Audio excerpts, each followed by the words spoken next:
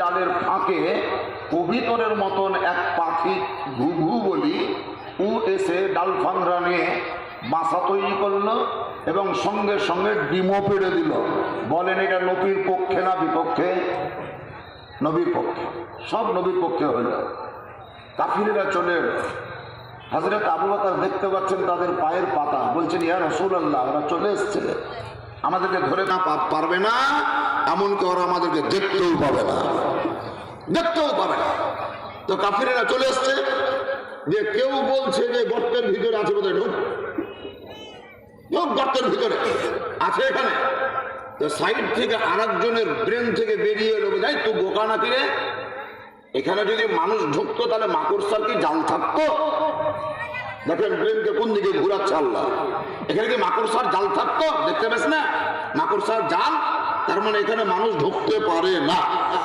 আরেকজন মধ্যে ঠিকই তো বলছে, মাকড়সার জাল আছে, তারপরে গাছ আছে, পাতা হিলেনি, পাতা ছিঁড়েনি, পাখির বাসা আছে, ডিম পেড়েছে, একটাও ডিম ভাঙেনি, সেহেতু এখানে কোনো মানুষ ঢুকতে পারে না।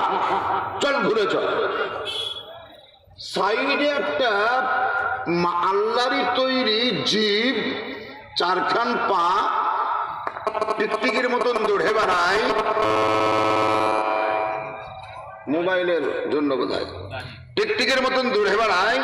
এই দুখানা পাকে মাটিতে ঠেকিয়ে গর্দনটাকে চেড়ে কাফিরের দিকে তাকাচ্ছে।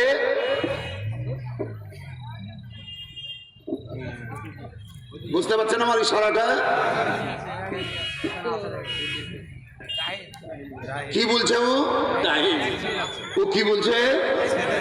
যে তোরা ভুল চিন্তা করছি, মাকড়সার জাল দেখে ভয় পাস না, নাচ দেখে ভুল ধারণা করিস না, ওখানে ঢুক, ওখানেই আছে, ওখানেই আছে। বলেন এটা নবীর পক্ষে না বিপক্ষে? বিপক্ষে। বিপক্ষে। ওর নাম কি? কেউ বলে ডাহিন, কেউ বলে গিরগিটি। আর আমার বাড়ি মুর্শিদাবাদে হলেও রাঢ়ি এলাকায়, যার জন্য আমাদের এলাকায় ওর নাম বলে লহু ফিকা। লহু মানে রক্ত, দেখবেন এই কান ফাটা লাল হয়ে থাকে, যার জন্য রক্ত খেয়ে নিয়েছে মনে হয়। মাঠে যত রাখাল গরু চড়াতে যায়, ওদের গরু যদি মাঠ থেকে পালিয়েও যায়, পালাক যায়, কিন্তু ওকে যদি দেখতে পায় ওকে না মেরে ছাড়বে না। আছে না নাই? আগে ওকে মারতে হবে। শিক্ষাটা রাখালকে কে দিল? ওর মা বলেনি, ওর বাপ বলেনি, মাস্টার বলেনি, ডাক্তার বলেনি, অফিসার বলেনি, অডিটর বলেনি, কন্ডাক্টর বলেনি, প্রফেসর বলেনি, প্রাইম মিনিস্টার বলেনি, চিফ মিনিস্টার বলেনি, কন্ডাক্টর বলেনি, কন্ডাক্টর বলেনি, ড্রাইভার বলেনি, খালাসি বলেনি, প্যাসেঞ্জার বলেনি, প্রতিবেশী বলেনি, খালা বলেনি, ফুফু বলেনি, মামি বলেনি, শ্বশুর বলেনি, শাশুড়ি বলেনি, শালুক বলেনি, শালি বলেনি, কেউ বলেনি। মাওলানা জামিল আক্তারও বলেনি।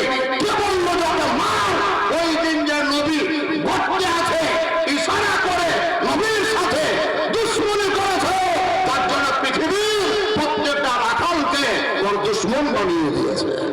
মার, মার, যত দূরে পারবি মার। কি বুঝলেন? আর দ্বারাই নবীর সাথে দুশ্মনী করলে আল্লাহর কাছে তো মার খেতে হবে। নবীর বেয়াদবি করে আমল তুলিও না।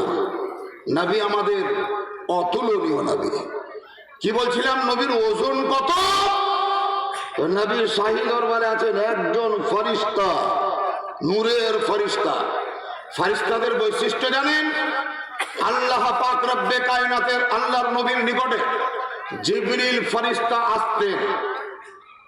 আমাদের নবী আল্লাহর কাছে দোয়া করলেন, আল্লাহ জিবরিল ফরিস্তা তো আমার কাছে আসছে, আল্লাহ দরবারে দোয়া করলেন যে জিবরাইলকে আমার কাছে ওর আসল রূপে একবার পাঠাও। জিবরাইলের আসল রূপটা কি ওটা আমি দেখব, আসল রূপে পাঠাও। তো জিবরিল ফরিস্তা নবীর কাছে তার নিজের আসল রূপে দুইবার এসেছিলেন। কয়বার বললাম? দুইবার। এই দুইবারের মধ্যে আমার নবীর অভিজ্ঞতা বাড়লো। নবী দেখলেন যে ফরিস্তা জিবরিলের ডানা মানে পর ডানা 600 খানা ডানা আছে। ওখানে 600 খানা। আমার এটা হাত আর এটা হাত, এই দুই হাতের মিডিলে একটা গাছের ভিটা যদি ধরবো মনে করি তো ধরতে পারবো না। 600